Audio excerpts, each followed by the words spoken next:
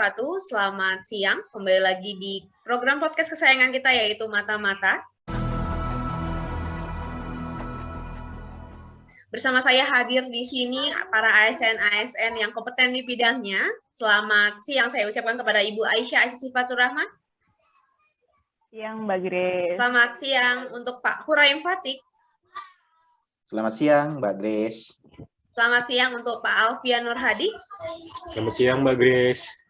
Dalam podcast kita kali ini, kami akan membahas tentang pelayanan publik sesuai dengan video yang telah kita tonton sebelumnya mengenai syarat untuk mendapatkan BLT UMKM sebesar 1,2 juta rupiah per UMKM. Adapun persyaratan untuk mendapatkan BLT sebesar 1,2 juta dari Kemenkop UKM yaitu WNI memiliki IKTP punya usaha mikro yang dibuktikan dengan surat, bukan ASN, TNI, Polri, pegawai BUMN atau BUMD, dan tidak sedang menerima kredit usaha rakyat. Ada beberapa dokumen yang harus disiapkan dan nanti harus menunggu hasil seleksi yang dilakukan langsung oleh Kemenkop UMKM.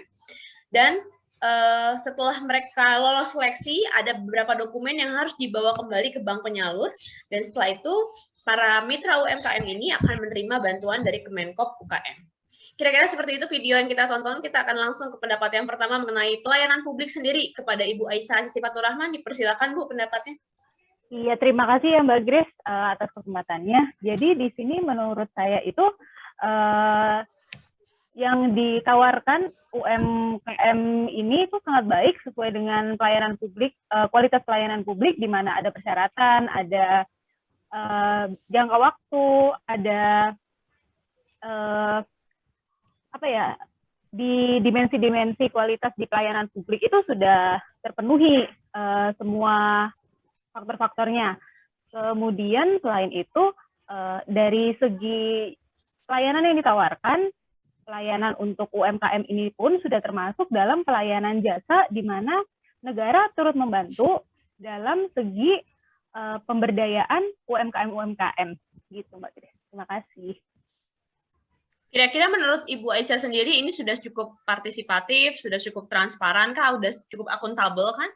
Dengan adanya mereka bekerja sama dengan salah satu bank BUMN terbesar di Indonesia ya, BRI. Bank BRI, iya. Jadi kalau misalnya dari sini pun kan semuanya bisa dipantau datanya. Jadi cukup akuntabel, cukup transparan, dan bisa diikuti oleh semua kalangan asal sudah terpenuhi syarat-syarat ini. Gitu. Syarat-syarat awalnya kira-kira seperti itu ya Bu ya. Jadi iya, benar. Kinerjanya Kemenkop UKM untuk saat ini bisa kita apresiasi karena di bidang pelayanan publiknya sendiri mereka sudah cukup bekerja dengan baik ya, pelayanan publik yang baik, good governance. Kita akan langsung, terima kasih untuk pendapatnya, kita akan langsung ke Pak Huraim Fatik. Bagaimana nih Pak Huraim Fatik menanggapi video tersebut? Oke, terima kasih Mbak Grace atas waktu yang diberikan. Kita apresiasi video terkait soal bantuan UMKM tadi, tapi merujuk kepada definisi pelayanan publik itu kan yang tertuang dalam Undang-Undang Nomor 25 Tahun 2019 bahwa pelayanan publik adalah kegiatan atau rangkaian kegiatan dalam rangka pemenuhan kebutuhan pelayanan sesuai dengan peraturan perundang-undangan, yaitu dari pemerintah kepada masyarakat.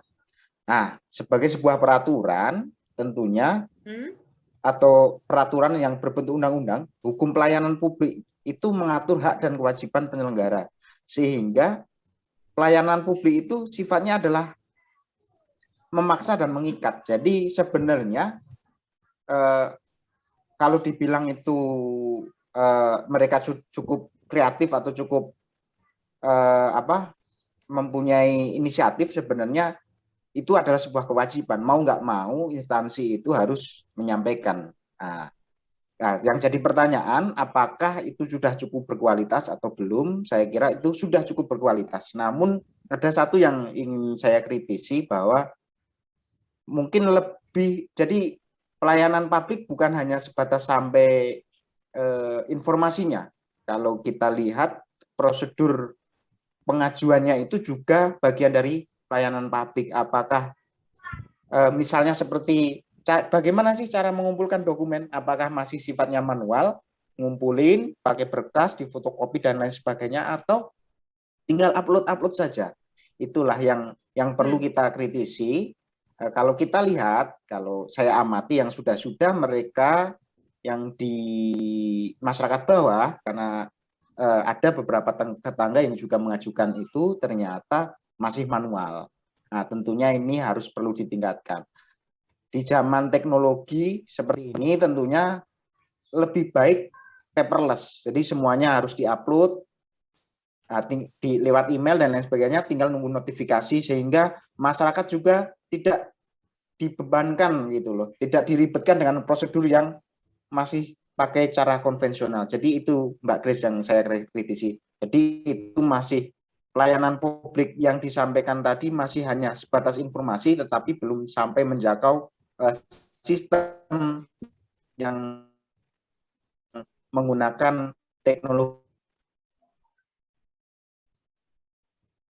yang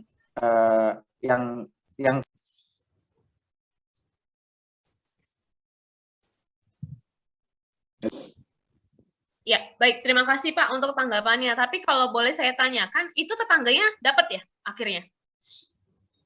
Ada yang dapat, ada yang tidak. Ada yang dapat, ada yang tidak. Oh, ada yang lolos seleksi, ada yang tidak, seperti itu ya. Iya, baik, berarti memang adalah suatu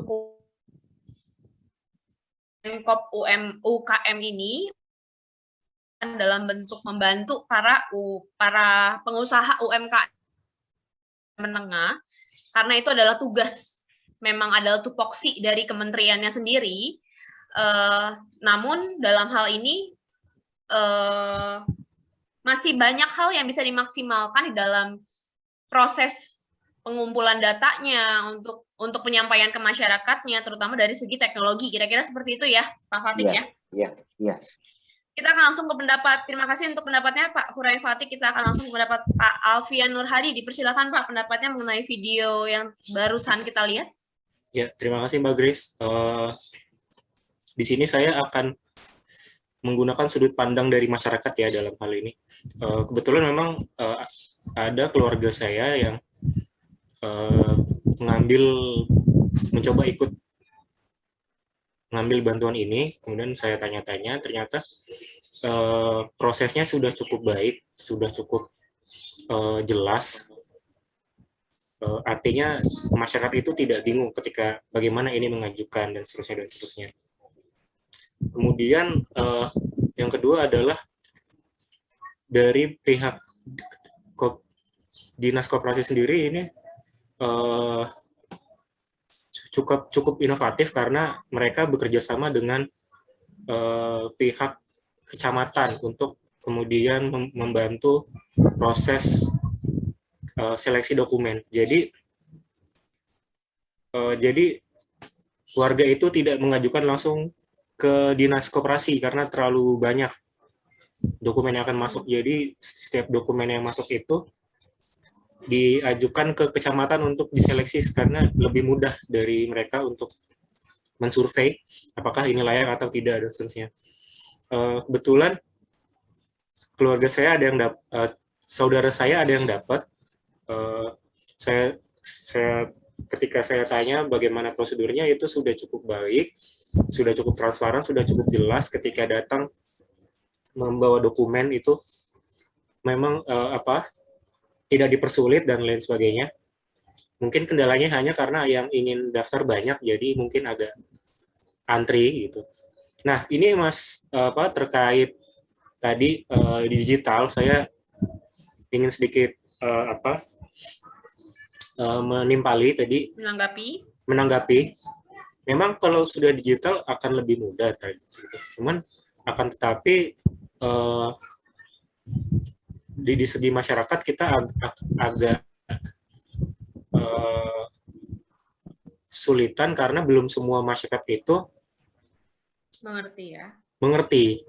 Apalagi pada kelompok masyarakat menengah ke bawah yang justru itu menjadi target bantuan yang ingin disasar oleh pemerintah gitu.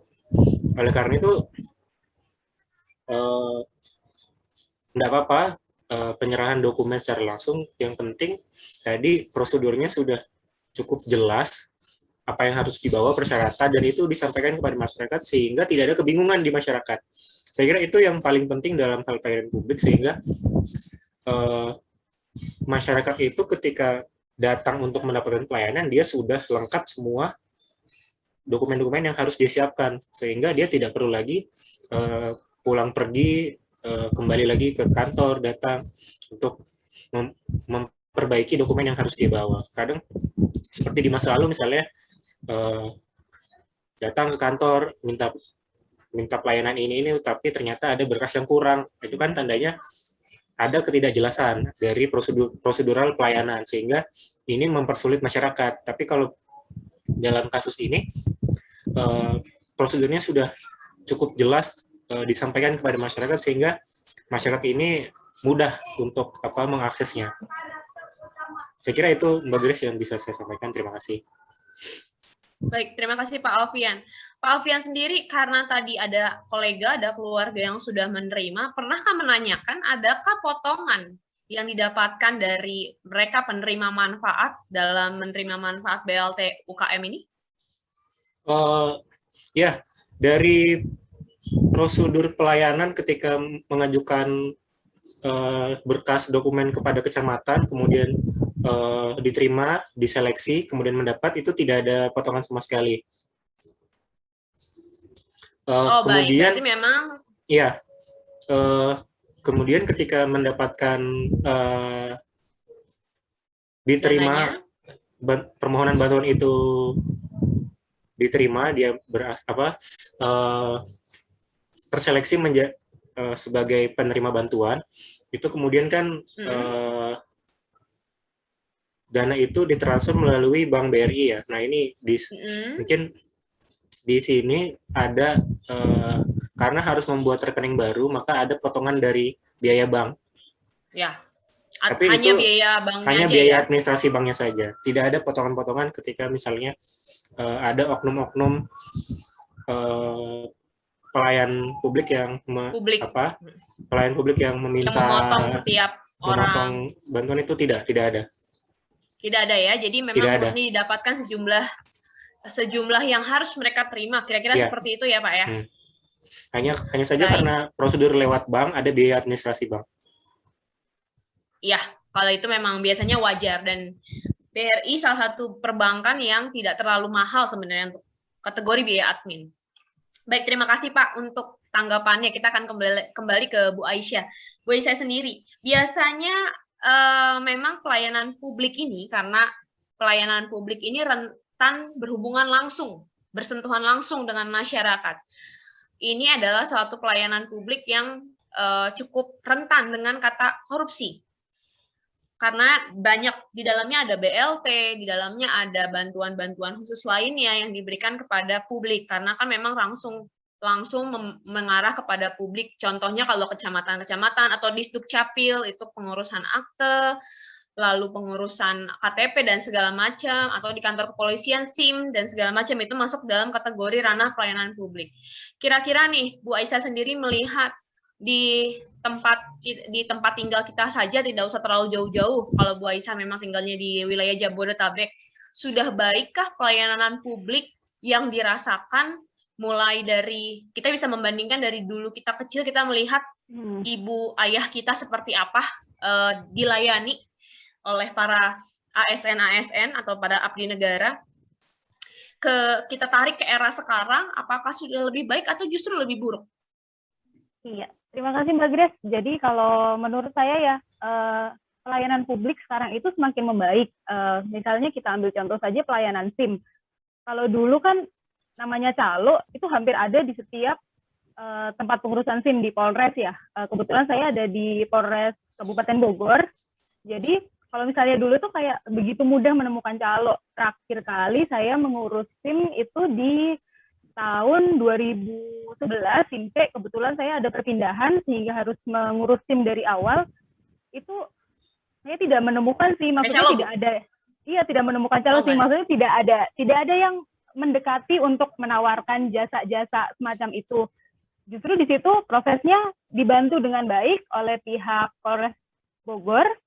Di mulai awal itu di situ benar-benar dari tes kendaraan hingga tes tulis sampai akhir dan selesai dalam 1 hari. Jadi kalau misalnya ada yang bilang kan barusan kayaknya ada yang rame di Twitter ya bahas besarnya calo SIM kalau sehari aja mereka dapat untung gap sekitar 150.000, 1 hari bisa 120 jutaan, 1 bulan bisa sampai 4,1 miliar kalau saya tidak salah ingat. Nah itu menurut saya sebenarnya tidak ada loh, sekarang aja tuh sudah cukup sulit. Kayaknya kalau misalnya kita memang tidak mau jujur, justru mencari calo itu yang sulit, bukan menjadi jujur yang sulit. Nah, sebenarnya tidak ada dipersulit, misalnya dipersulit untuk tes kendaraannya atau dipersulit untuk tes tulisnya. So, saya waktu itu perempuan bisa langsung tes kendaraan, bisa langsung lulus tes tulis di hari yang sama. Gitu sih Mbak Grace, terima kasih. Baik, terima kasih banyak Bu Aisyah untuk tanggapannya. Kita akan melaju ke Pak Fatih. Pak Fatih, menanggapi hal yang tadi, ada salah satu contoh, saya tidak bisa mencontohkan Kemendesa karena memang kita juga baru bekerja di instansi ini kurang lebih sekitar 6 bulan, jadi mungkin belum tahu untuk ranah di dalamnya seperti apa. Tapi kurang lebih contohnya adalah yang kita alami semua sama-sama bareng-bareng.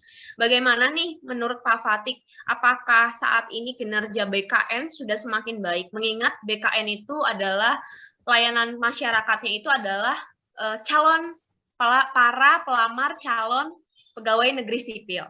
Yang saat ini saya tadi dengar beritanya dari minggu ke minggu karena harusnya 31 Mei kemarin sudah dibuka pendaftaran tapi telah diundur. Itu hampir setiap hari Sabtu Minggu banyak sekali orang yang melamar, masih ada yang datang dengan membawa map dengan padahal setahu saya mungkin kita semua mengalami kita sudah mendaftar secara online waktu itu ya. Semua datanya semua online, mulai dari awal pemberkasan administratif sampai ke yang tahap akhir semuanya serba online gitu.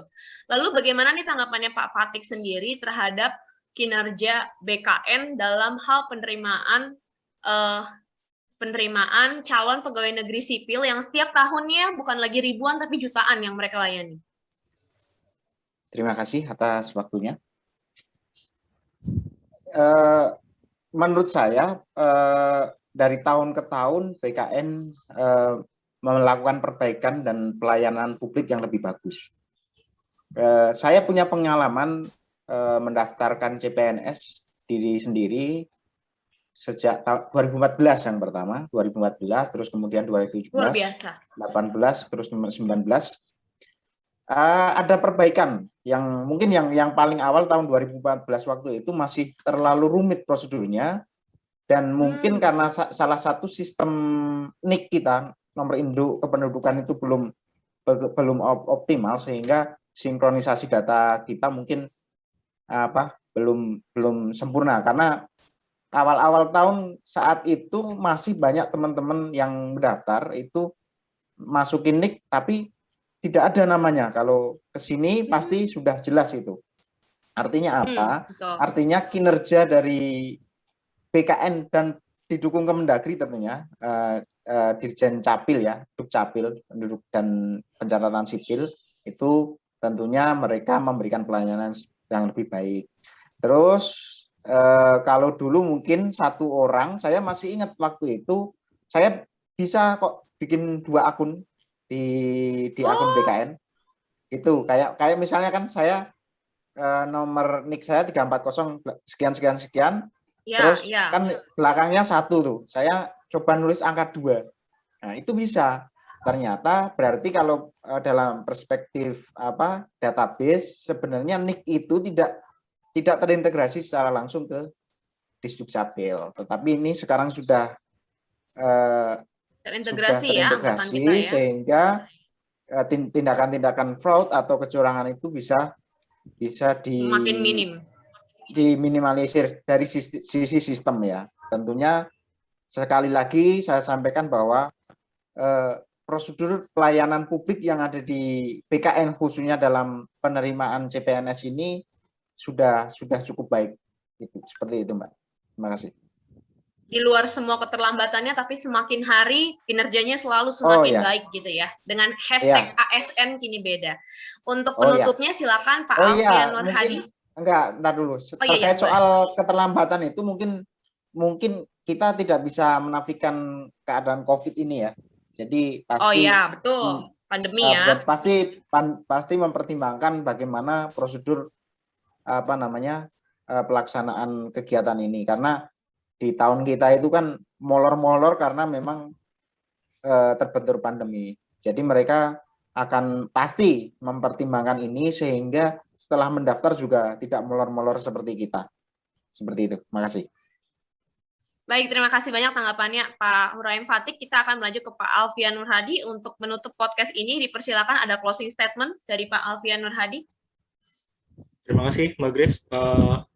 Sedikit saja, dari kecil kita sudah, dari remaja mungkin kita sudah melihat bagaimana pelayanan publik, kinerja pelayanan publik yang dulu masih tidak terlalu bagus, sampai saat ini sudah lebih bagus. Juga adanya dengan teknologi informasi, sehingga masyarakat itu mendapatkan pelayanan itu menjadi lebih mudah. Ini menurut saya adalah suatu kemajuan yang luar biasa, dan ini tandanya adalah pemerintah itu sadar ada kritik masyarakat terkait kinerja pelayanan yang buruk, dan pemerintah mau memperbaiki pelayanan-pelayanan itu menjadi lebih baik. Dan ini kedepannya harus lebih baik lagi ketika ada misalnya ada kendala-kendala seperti tadi yang CPNS itu ada penundaan, tapi itu karena ada force major yang lain yang bukan karena kesalahan dari pihak panitia. Itu saja saya kira. Kedepannya harus lebih baik lagi. Terima kasih. Terima kasih banyak Pak Alfian Nur Hadi untuk closing statement-nya. Betul bahwa kita semua para ASN berharap bahwa kedepannya tidak cuma pelayanan publik, tapi kualitas sumber daya manusianya dari semua lini sektor yang ada di Indonesia bisa semakin baik, sehingga program Indonesia Emas 2045 benar-benar bisa tergapai, dan Indonesia bukan lagi negara berkembang, tapi masuk dalam kategori negara Indonesia maju. Saya Grace Gabetini, bersama dengan Ibu Aisyah Asisi Fatur Rahman, Bapak Huraim Fatik, Bapak Alfian Nur Hadi, mohon pamit undur diri dari podcast kita kali ini. Sampai jumpa di podcast kami berikutnya, dan inilah Mata-Mata.